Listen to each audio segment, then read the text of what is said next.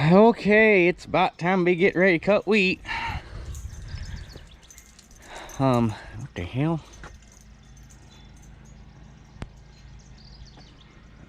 That was an animal. It looks like it. I'm not touching that. Not without gloves on. Anyhow. Yeah. Last week I got this thing power washed, got all the bird shit washed off it from sitting outside. Hopefully here in the next few weeks I'll have a floor in the barn and I can actually start moving shit over there, but this thing was gonna have to stay over here anyway because I need to work on to get it ready for wheat. So yeah, so I don't really have a whole lot to do with it. I'm gonna change the Thresher drive belt because I'm pretty sure it broke a cord in it, because last year I had trouble keeping it tight. It's almost like it kept stretching, like a cord or something broke and it wouldn't hold tension. So it's only got 2 years on it, so I'm not going to throw it away. I'll throw it on the shelf in case we got an aw shit, but I got a new one down in the barn for it. I'm going to put on it just so I know it's right. So I got to do that. Obviously got to get the thrashing unit switched over for wheat, speed the cylinder up, yada yada yada, all that fancy stuff. I got the end of last year, I started doing this goofy thing where it would warm up and then cool down and stay running cool, almost like the thermostat was sticking open. So I got a new thermostat for it. I was gonna replace the upper radiator hose, but that's not the right hose. Part number's right, everything's right, so apparently that got screwed up in the system somewhere at some point through all the transitions, and the number doesn't go to the right spot anymore. So probably not replacing the upper radiator hose, but I got the thermostat and the gasket so that we can go or make sure that's okay. And then I got all new sickle sections for the cutter bar, new hold downs, and new ledger plates. So we're all good there. I need to put on new rock guards on it, but one big bill at a time. They'll be good enough to cut wheat and then get wheat cut and get a little bit more cash flow coming in instead of going out, and then we can go through and replace all the guards. So anyway, the easiest thing to do, rather than trying to replace all them sickle sections on the head, is going to be to slide the bar out, replace them all on the ground without having to work around all the bullshit, and then we can slide it back in and replace all the ledger plates and the hold downs and whatnot. So that's gonna be step one. Okay, so I got the floor plates off just so that we got room to work. So what we got to do here is get the drive plate off of the bar, and to get the drive plate off the bar we got to pull these bolts out. What that only does is so much good, because then you got to be able to get this up so that you can disengage the bolts. So what you got to do is pull these hold down plates off and these two hold down guards, and then this will lift off, and then the bar just slides right out the end. So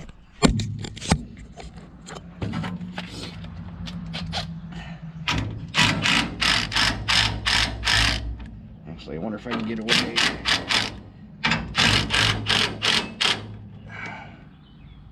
with just loosening it.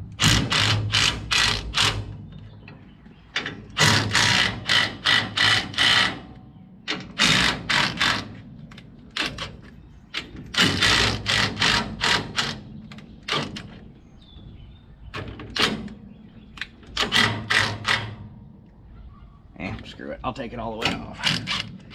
Get it out of the way, we ain't gotta fight nothing.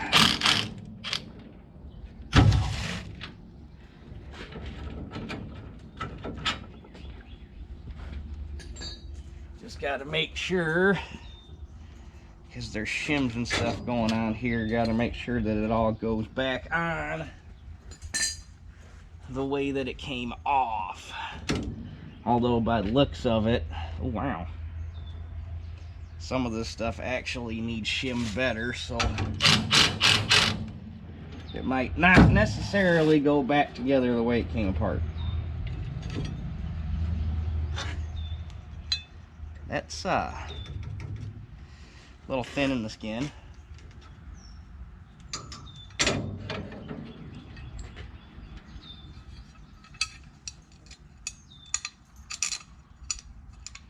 Wonder what the odds are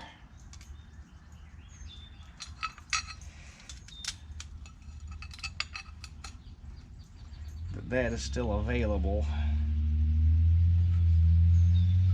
Either new or new old stock, one of the two.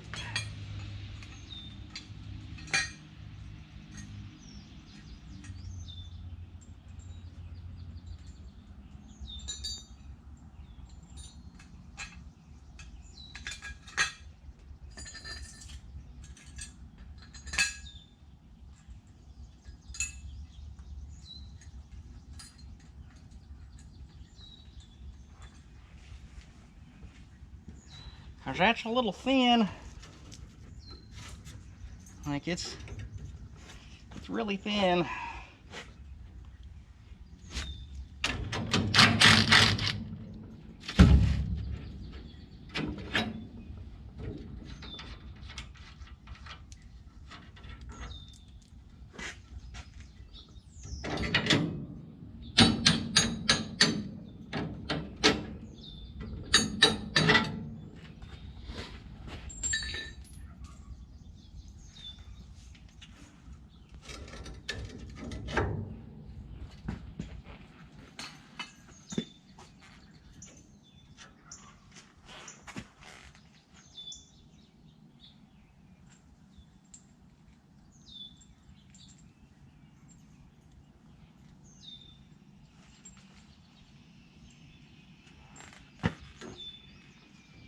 That guard's pinched on by a... Wiggle that guy out of there. That's pinched on a skid shoe.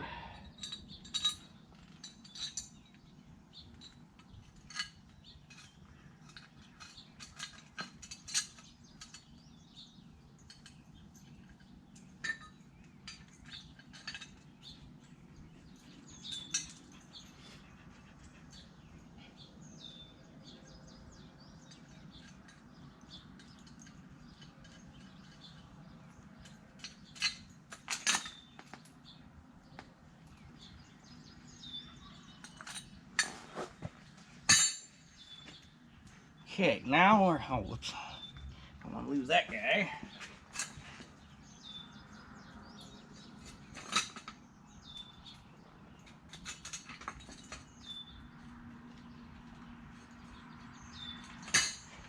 Okay, now I gotta grab a different socket so we can get these guys undone.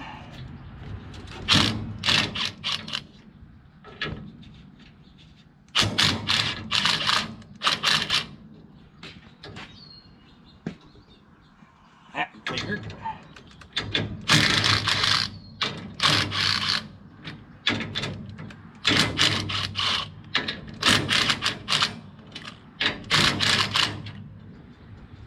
Well, shit.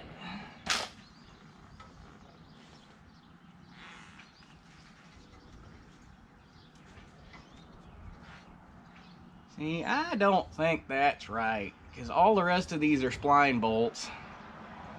I bet these are supposed to be spline bolts and they're not.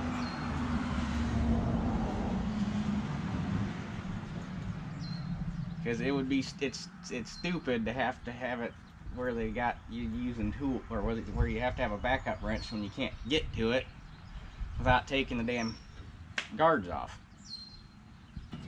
Okay, I only had to take off one of the two guards that was blocking. Now that'll swing up out the way.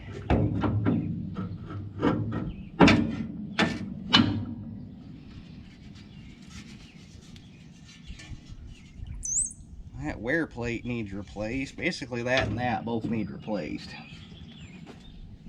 I don't think we'll bother doing it before we get done cutting wheat, or before I cut wheat, but we'll have it on the list for this fall because it'll make it cut better if everything's kosher.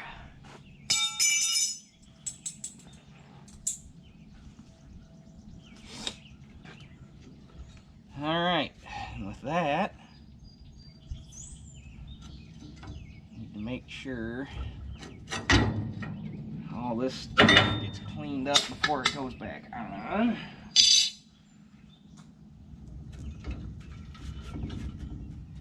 But we should now be able to slide the bar out the end, and I'm going to grab onto it with a pair of vice grips. Because one thing you do not do is you do not handle a sickle bar, whether it be sharp, dull, whatever. You do not handle a sickle bar barehanded.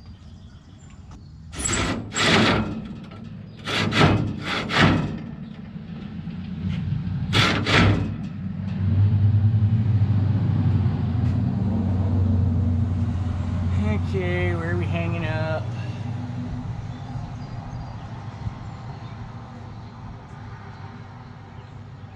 Oh, right there.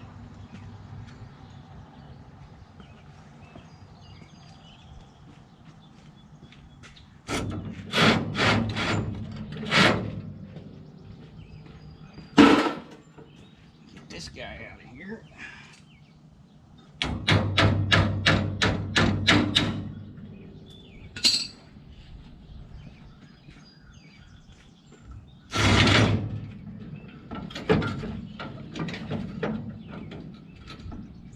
Well, now what?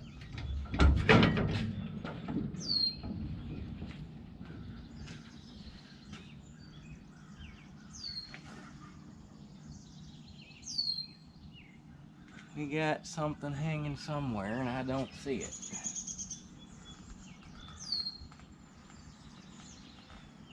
I don't see anything. It should slide out. I don't see nothing's binding. Or nothing that would be binding.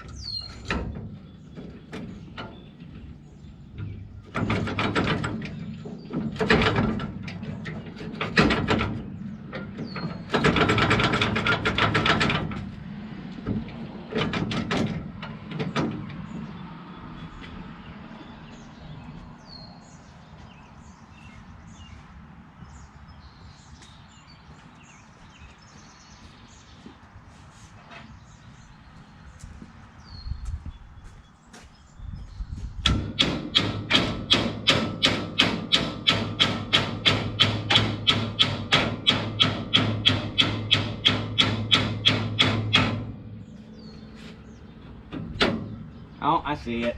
At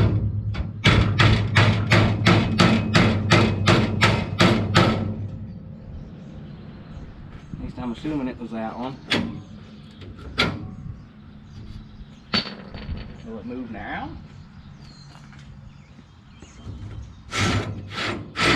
Oh yeah.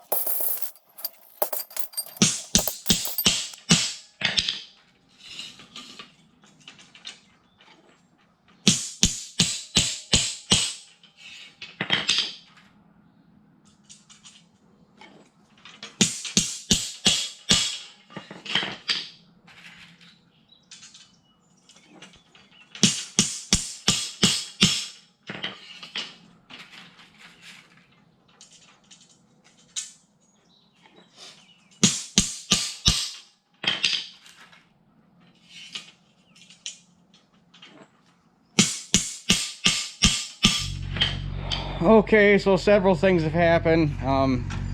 Dad was cutting down a tree in the front yard, so I figured nobody wanted to hear a chainsaw running in the background. I got all the sickles put on the cutter bar except for the 3 that go here where the drive plate mounts. I am going to, Shoop has, at least I think they do, I gotta go back and look. Shoop should have the right long spline bolts to put in here so that you don't need a freaking backup wrench in case you ever bust a sickle here or something. You just pull all the stuff off, you don't got to worry about the bottom guards. So I'm gonna get those bolts coming. I should have ordered some the first time around. So the sickle's ready. I did not order enough top guards or hold downs or ledger plates, so I'm gonna get a few more of them coming. I should have came up and counted, but well, such is life. And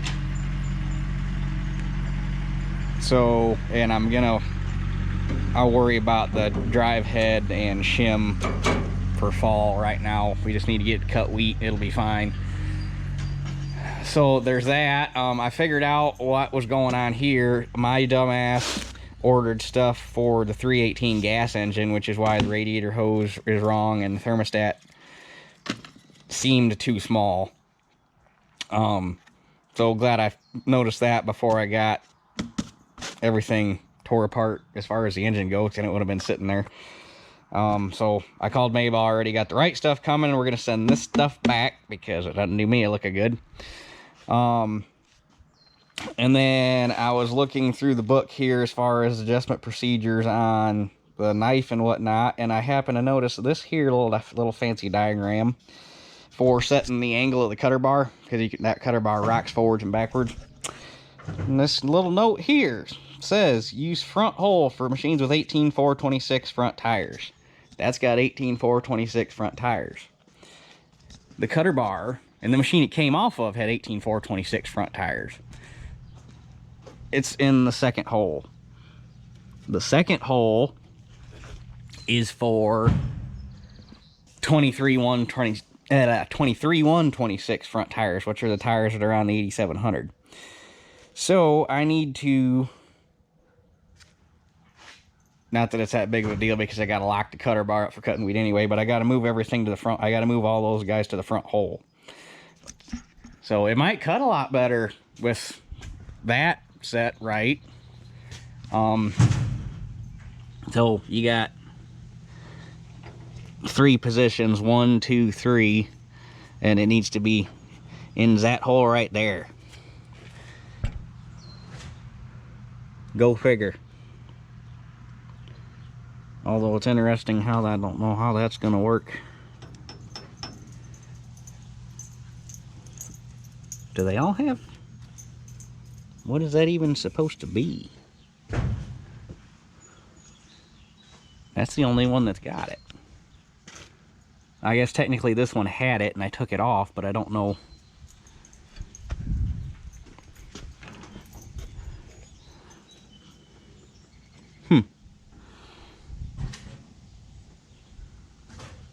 Anyway,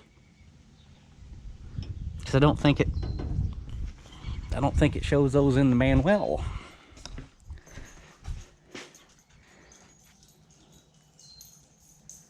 I guess it only shows that's the outside on the Pitman drive. Doesn't show it there, doesn't show it there. Oh, it shows it there.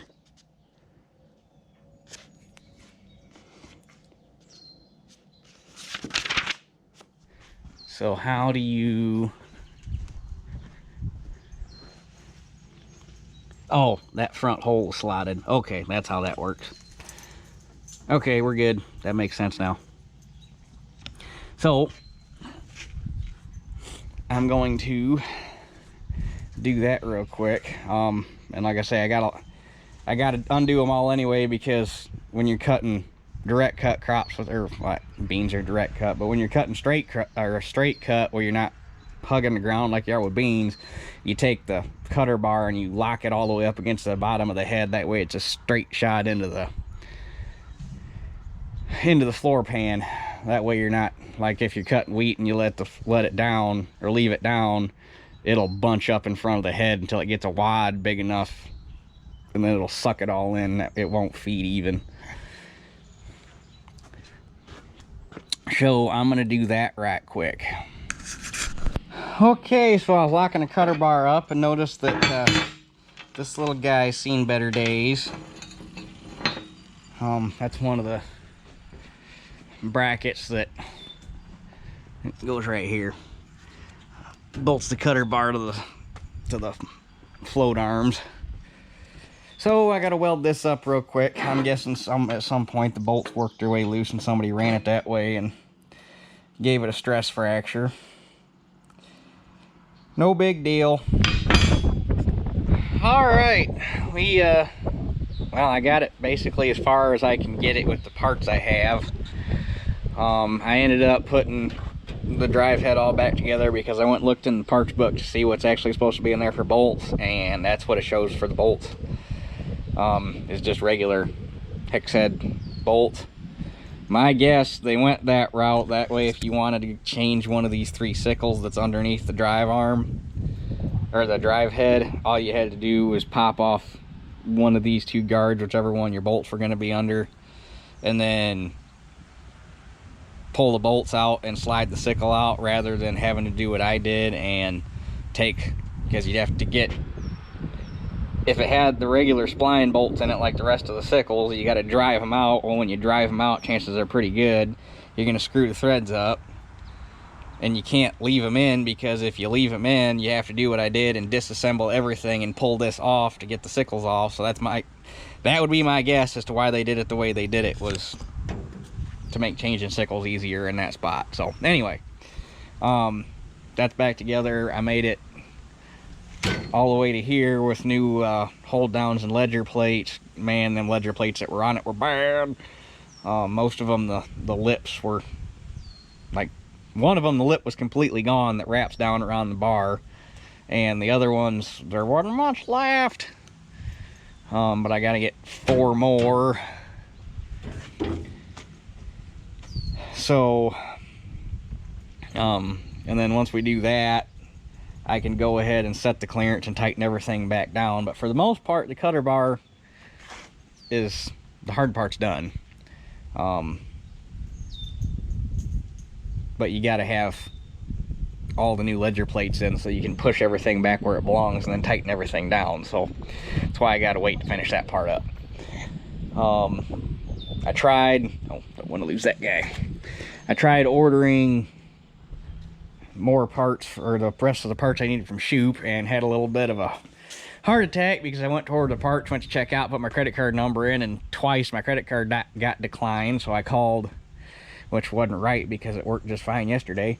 So I called the customer service deal on the card and got that all sorted out, and everything's fine with my card. Apparently there's something wrong with Shoop's system, because they couldn't find anything wrong with my card. It's still active, and when the thing came up on Shoop's website, it said card declined, reason merchant, what did it say, merchant something. So I'm guessing it's something on their end. So hopefully Monday I can get that ordered. It's all still sitting in my shopping cart, so all I gotta do is plug the crap in and go. What else did I do? Got that all, I got the bar's locked up, so all I gotta do is put my covers back on when we're done with all the adjustments.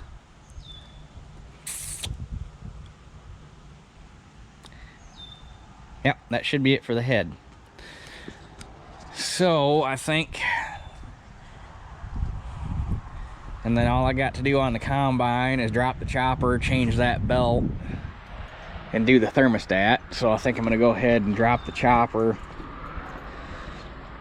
right now. I'm gonna have to go grab the forklift so we can undo the belt real quick. So I need a 3/4. See which one. Yeah, top one's fixed. This is the one I need to undo. So I need a 3/4 and a 9/16. All right, I got the belt off. All I do is kind of tuck it up in there and Get it off the pulley and zip tie it up there to the frame and zip tie it down here to the frame. That way it can't fall on the pulley and get traction and hurt something. But right now it's completely 100% disengaged from the pulley and zip tied up tight, so it ain't going nowhere. So with that, all we got to do is pull the bolts off the chopper and set it on the forklift.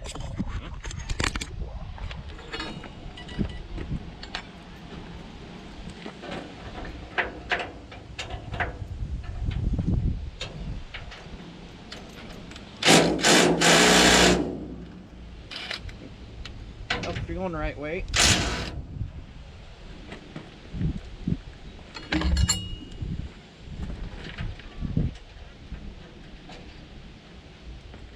The 525 chopper was easier. The 525 chopper was lighter.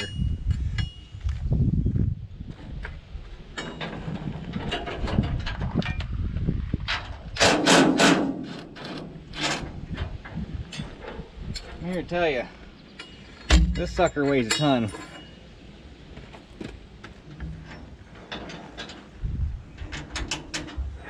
That being said, it ain't nothing compared to the chopper on a fucking 6600 or a 6620 deer. And ain't neither one of them compared to the one on a damn 7720.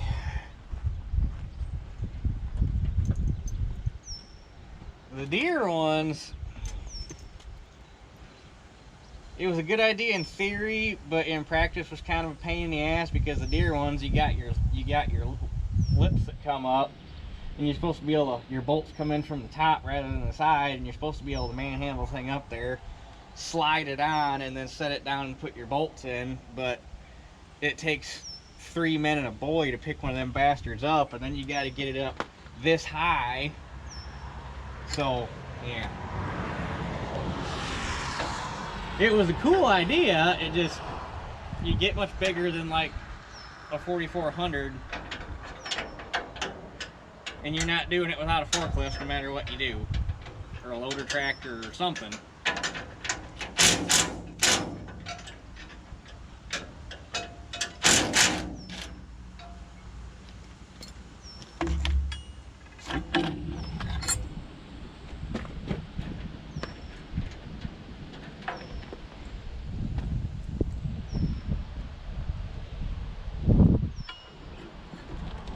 And then you got your IH rotaries that are just their own chopper. They don't even need one.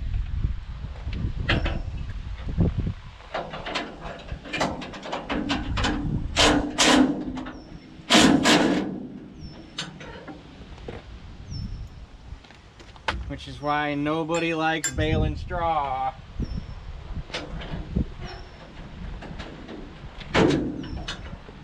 Behind an axial flow.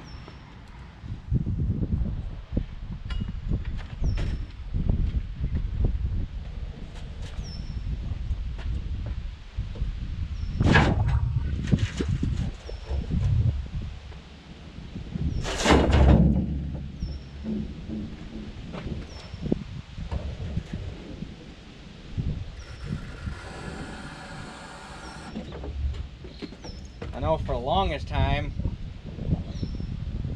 the big guy I used to work for north of town, he was upgrading combines, and he had 2 newer, well, I say newer that time, fuck, I was 12, 13 years ago now. Man, how time flies. He had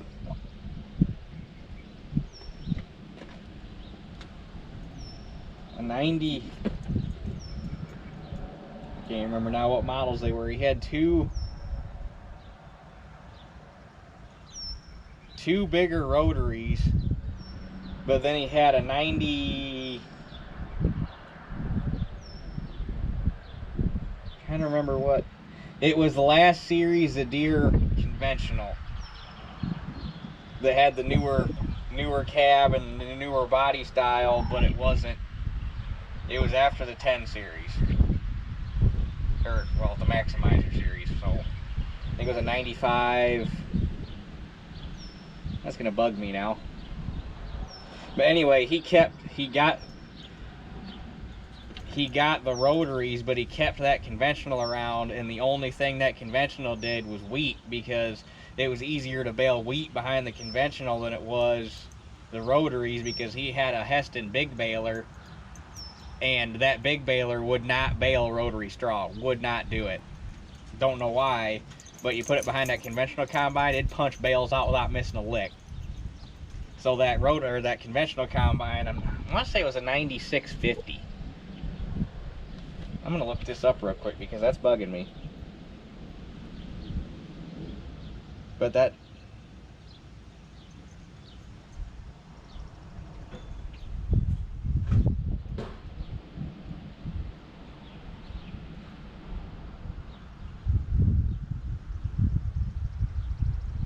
no, 90, no wait.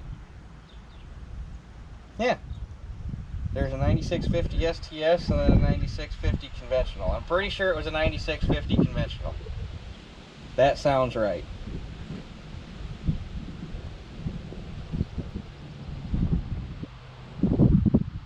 Nice combine, ran good. I think he finally, well, I know he finally sold it, but it was just getting too many hours on it. So anyway, with that, the chopper is off, so we're ready to drop straw on the ground. What time is it? Trying to decide if trying to contemplate if I want to get into changing that Thresher belt today or not. I mean, it shouldn't take that long. It all comes apart easy because I've already done it once. What the hell, we'll do it real quick. Okay, first thing we gotta do is take this end plate off.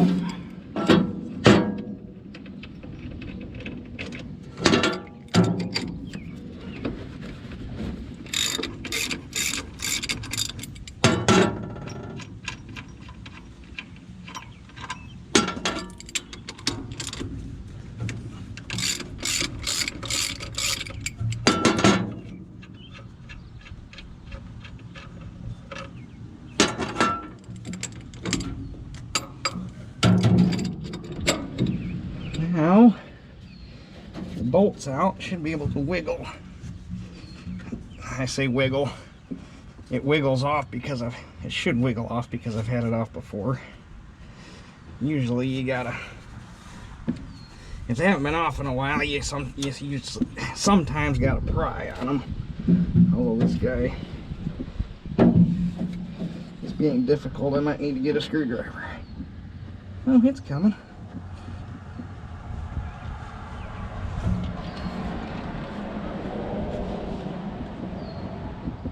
Because this has got two dowels it sits on and then a bearing. So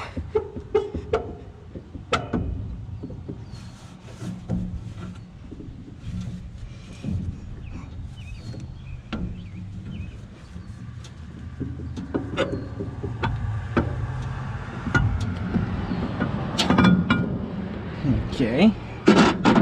Now, with that out of the way,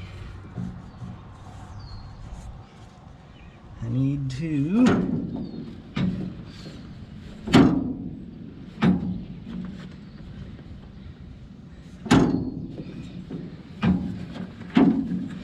sneak this guy out if I can.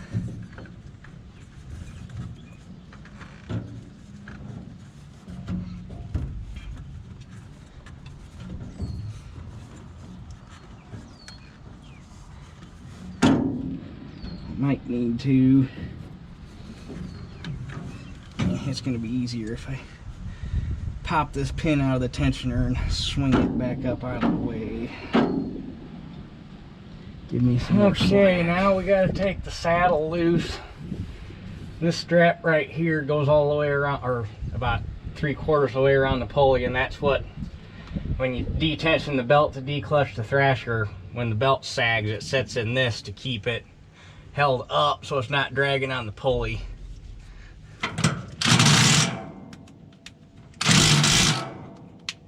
Right way.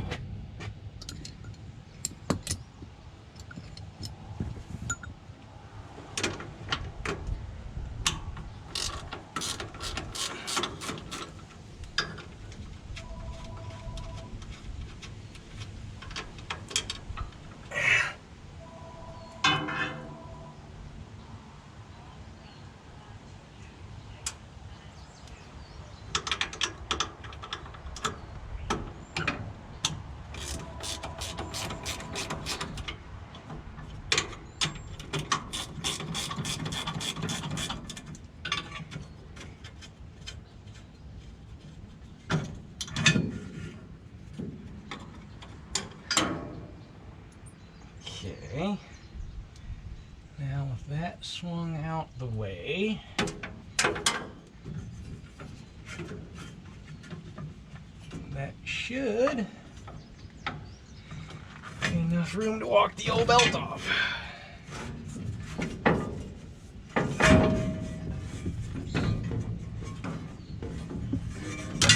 Oops. You stay up there.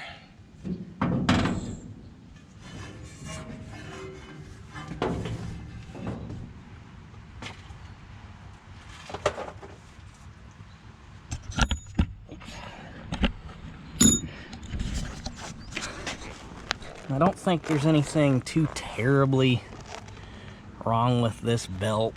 That right there is where I slugged it last summer cutting wheat. It is when it did that. And that's why I'm wondering if I either stretched the belt or B, broke a cord. And that's why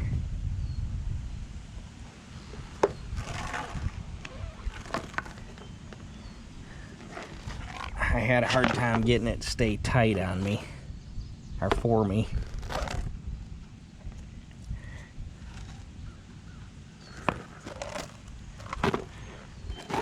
I was gonna keep it, but because of that right there, I've already got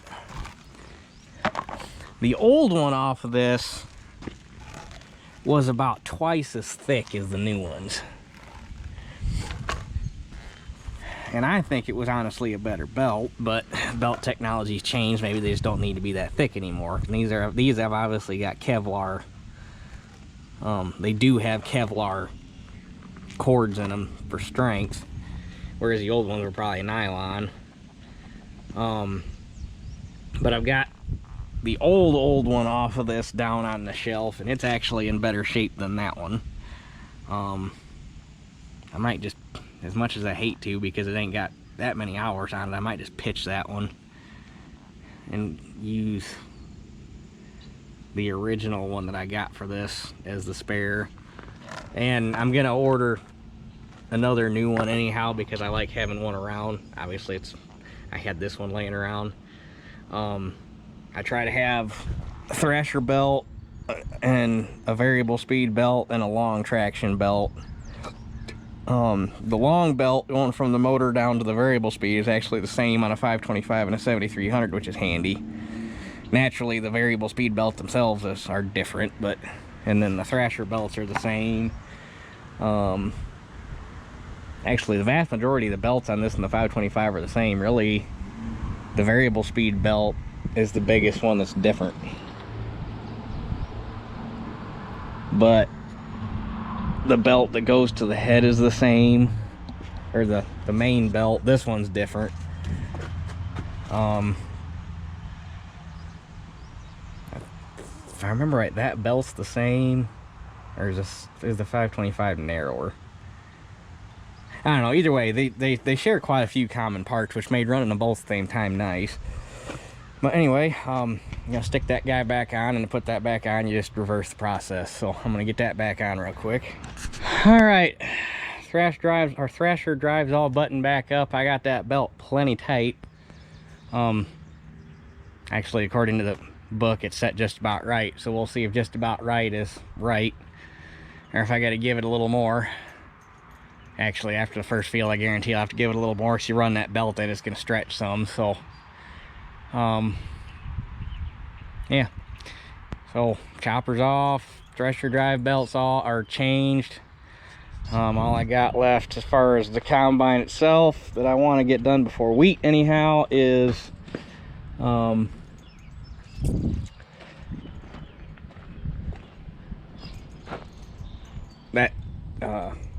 thermostat.